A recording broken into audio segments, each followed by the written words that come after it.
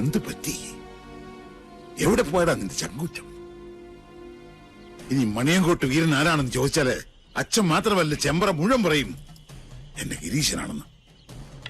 ആ നിനക്ക് രക്തം കണ്ട പനിക്ക്. ഓ അച്ഛൻ, ഞാൻ പറയുന്നൊന്ന് വിശ്വസിക്കുക. ഞാനല്ല കുഞ്ഞുണ്ണിയെ കുളത്തിലേക്ക് ചവിട്ടി വീഴ്ത്തിയത്. പിന്നെ എനിക്ക് സാധിച്ചില്ല.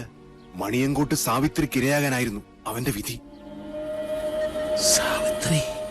അതെ, കുഞ്ഞുണ്ണി കുളം കാണാൻ പോയപ്പോ ഞാൻ അവിടെ ഒറ്റയ്ക്കായി. അപ്പോ ഞാൻ കേട്ടു മുത്തുപൊഴിയുന്ന പൊട്ടിച്ചിരി, താനേ ആടുന്ന ആട്ടുകട്ടിൽ പാലപ്പൂവിന്റെ മണം, ഇടനാഴിയിൽ എവിടെയോ ചെമ്പട്ടണിഞ്ഞൊരു സ്ത്രീരൂപം.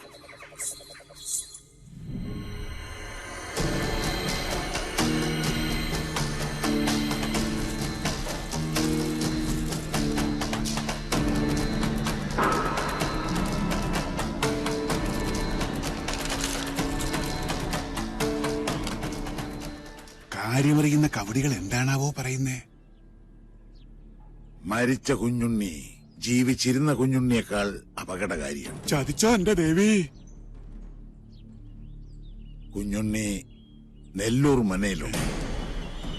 ഇത് തന്നെയാ ഞാൻ പറഞ്ഞത്. നെല്ലൂർ മന പൊളിച്ചു കളയുക. ഭൂമിക്ക് മുകളിൽ ഇനി ആ നരകം വേണ്ടെന്നേ. ഭൂമി മാത്രമായിട്ട് വാങ്ങാൻ ആളുകളുണ്ട്.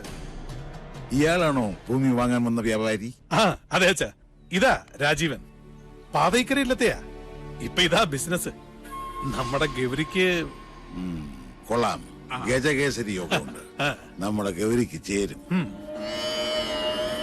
അച്ഛാ, ഈ നെല്ലൂർ മന നിൽക്കുന്ന സ്ഥലം മാത്രം മതി രാജീവന്. മന വേണ്ട. കരിമരുന്ന് കൊണ്ട് വീട് പൊളിക്കണ ഒരു പാർട്ടി ഉണ്ട് കവളപ്പാറയില്. വിളിക്കണോ? സാവിത്രി വെള്ളിവാളിൽ ആവാഹിച്ച് ഇവിടുത്തെ മച്ചിൽ കുടിയിരുത്തണം. എന്നിട്ട് മതി കമ്പക്കെട്ട്. മനസ്സിലായോ? ശരി അച്ഛാ. അയമോദന കാമധുഹോ